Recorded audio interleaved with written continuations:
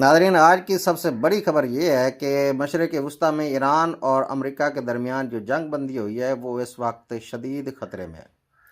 اور دوسری طرف ڈونلڈ ٹرمپ نے ایران کو سخت وارننگ دے دی ہے اور اسرائیل کے لبنان پر شدید حملے جاری ہیں۔ عالمی کشیدگی میں ایک بار پھر اضافہ ہوتا نظر آ رہا ہے۔ تو ناظرین، یہ تھی آج کی ہیڈ لائن، اور چلتے ہیں خبروں کی تفصیل کی طرف۔ تو مشرق وسطیٰ میں صورتحال ایک بار پھر انتہائی کشیدہ ہو چکی ہے۔ امریکہ اور ایران کے درمیان جنگ بندی معاہدہ خطرے میں پڑ گیا ہے، جس وجہ سے کہ اسرائیل نے لبنان پر شدید حملے کیے ہیں۔ یہ جو آپ فوٹیج دیکھ رہے ہیں نا، یہ اسرائیل کی بمباری کے نتیجے میں تقریباً 200 سے زیادہ لوگ شہید ہو چکے ہیں لبنان میں، عام لبنانی شہری۔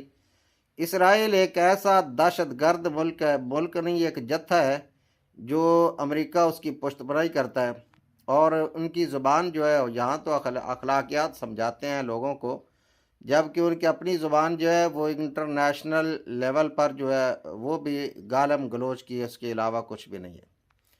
تو ناظرین، ان حملوں سے ایک نئی جنگ جو ہے وہ چھڑنے کے امکانات بڑھ چکے ہیں۔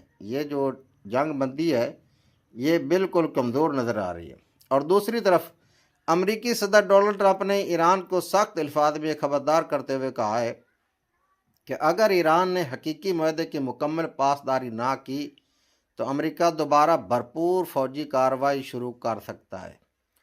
ناظرین، یہ ہے ان کی جو ہے وہ جنگ بندی کہ ابھی تک اس کی زبان جو ہے، اس کا لہجہ ایک سپر پاور کے صدر کا ابھی تک وہ کڑوا ہی کڑوا ہے، اس میں تبدیلی نہیں آئی۔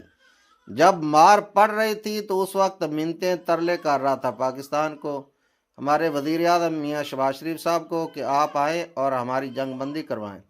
اور جب ایران مان گیا جنگ بندی کے لیے اور بیچ میں چائنا کو لانا پڑا تو جنگ بندی ہو گئی۔ اب پھر یہ دھمکیوں پہ اتر آئے۔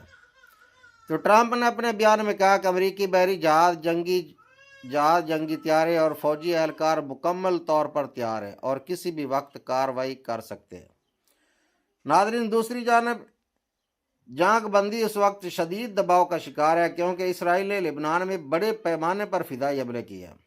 لبنانی وزارت صحت کے مطابق ان حملوں میں تقریباً 200 سے زیادہ لوگ شہید ہو چکے ہیں۔ جب تک میں آپ کے سامنے یہ خبر رپورٹ کر رہا ہوں 200 سے زیادہ یہ فگر ہو چکی ہے، اور 1000 سے زیادہ لوگ جو ہیں وہ شدید زخمی ہیں، اور 2000 کے لگ بھگ جو ہیں وہ لوگ زخمی ہوئے ہیں۔ شدید جو زخمی ہیں وہ 1000 سے زیادہ لوگ ہیں۔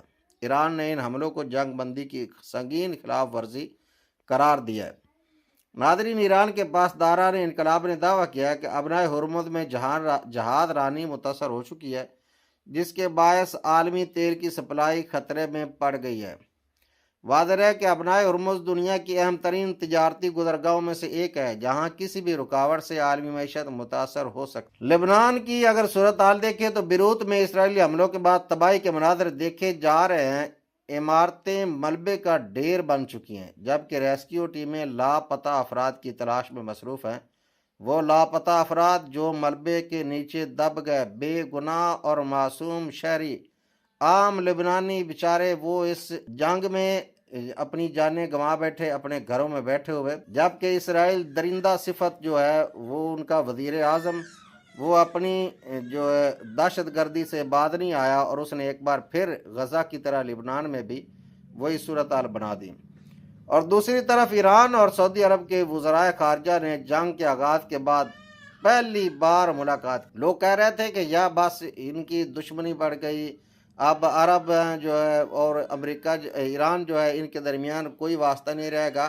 تو جنگ کے بند ہونے کے صرف ایک ہی دن بعد دونوں وزرائے خارجہ نے آپس میں ایک دوسرے کے ساتھ پہلی ملاقات کی ہے، جبکہ امریکہ کی جانب سے اعلیٰ سطحی وفد اسلام آباد پہنچنے والا ہے، جہاں ایران سے مذاکرات متوقع ہیں۔ اقوام متحدہ نے خبردار کیا ہے کہ اگر لبنان پر حملے جاری رہے تو جنگ بندی مکمل طور پر ختم ہو سکتی ہے، اور ایران نے بھی وارننگ دی ہے کہ اگر حملے بند نہ ہوئے تو یہ جنگ بندی ایران توڑ سکتا ہے، ایران اس جنگ بندی سے نکل جائے گا، ایران کی مجبوری ہے۔